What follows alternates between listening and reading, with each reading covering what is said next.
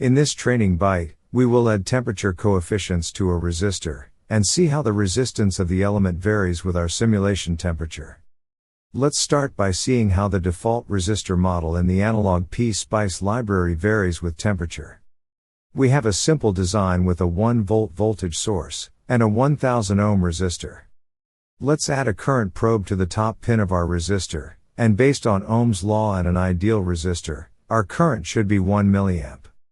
Let's edit our simulation profile and set a DC sweep analysis, where we will be sweeping our temperature from 0 degrees Celsius to 100 degrees Celsius in 1 degree increments.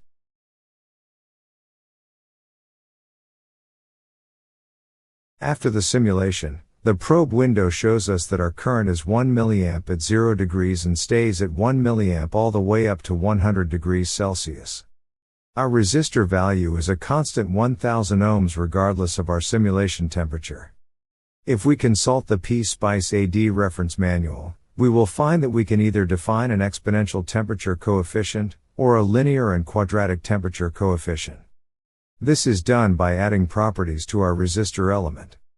To add an exponential temperature coefficient, we would use the TCE property, and the value of the resistor would be the default value times 1.01 raised to the power of the value of the TCE property, times the difference between the simulation temperature and the nominal temperature, where the default nominal temperature is 27 degrees Celsius.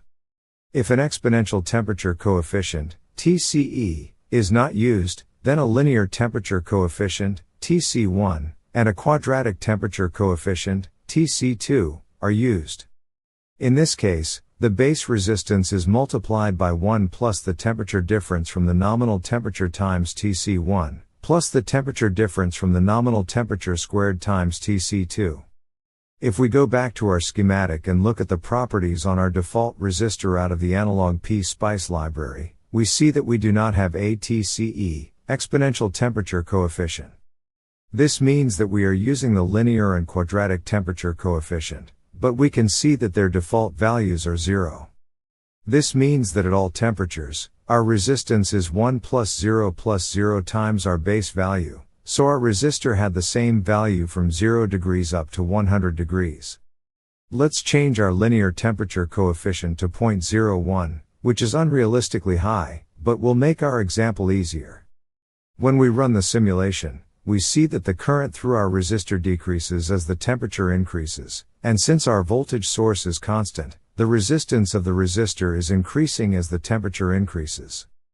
Based on our equation, when the temperature is at TNOM, 27 degrees, our temperature difference is 0, so our linear and quadratic temperature coefficients get multiplied by 0, and our resistor value is at its base value of 1000 ohms, which gives us our 1 milliamp current. At 97 degrees, our difference from our nominal temperature is 70 degrees, and 70 times TC1, our linear temperature coefficient of 0.01, gives us 0.7. If we add that to 1 and multiply by our base value of 1000 ohms, that gives us a resistance of 1700 ohms at 97 degrees Celsius.